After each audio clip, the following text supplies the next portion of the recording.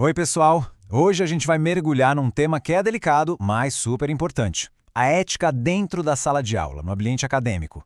E mais especificamente, vamos entender como uma pessoa pode agir e quais são seus direitos quando se vê como alvo de uma acusação injusta vinda de um professor. Pensa na cena. Alguém está ali, na sala de aula, um lugar que deveria ser seguro, focado em aprender, e de repente, essa pessoa vira o centro das atenções por causa de uma acusação, mesmo que não seja dita com todas as letras. E aí, o que se faz num momento desses? É o que a gente vai ver agora. Olha só como tudo começa. Uma situação super comum, que podia acontecer com qualquer um. Um professor simplesmente não acha um item pessoal dentro da sala de aula. E é aqui que a situação muda da água para o vinho. Essa sugestão, feita na frente de todo mundo, mesmo usando as palavras por engano, já cria um alvo. A exposição é imediata e o constrangimento, inevitável. A pessoa se sente totalmente vulnerável, sabe? Julgada sem ter nenhuma prova. Essa sensação de injustiça joga no ar uma pergunta fundamental. Qual seria o jeito certo de lidar com uma coisa dessas?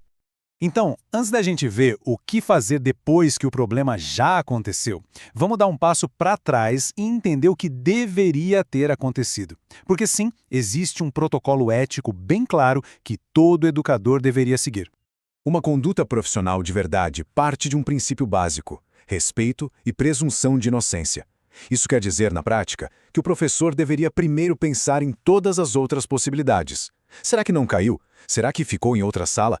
E se depois de tudo ainda houver uma suspeita, o assunto tem que ser tratado no particular, nunca na frente da turma. E mais, o professor também é corresponsável pelo que acontece ali. Agora vamos subir um degrau. A gente vai olhar para essa situação pela perspectiva jurídica. Porque uma acusação injusta, olha, ela vai muito além de uma simples quebra de regra ética. Do ponto de vista da lei, até uma simples insinuação já pode trazer consequências sérias. Expressões como constrangimento, exposição indevida e, principalmente, dano moral ganham um peso legal enorme dentro do ambiente acadêmico. Então, o ponto-chave é este. Uma simples insinuação já pode dar base para uma queixa formal. Acusar sem ter prova nenhuma é visto como imprudência profissional. Se a pessoa se sentiu exposta ou prejudicada de alguma forma, ela tem todo o direito de procurar a coordenação. E em casos mais graves, ou se isso se repetir, pode até mesmo buscar orientação jurídica para proteger seus direitos. E olha, isso que a gente está falando não é só teoria não. Infelizmente, casos de exposição indevida de alunos são uma realidade, e uma realidade que já foi documentada e noticiada. Essa citação aqui, ela resume a questão perfeitamente. A atitude de um único professor acaba reverberando em toda a comunidade. Isso afeta não só a experiência de aprendizado, mas o clima ético da instituição inteira.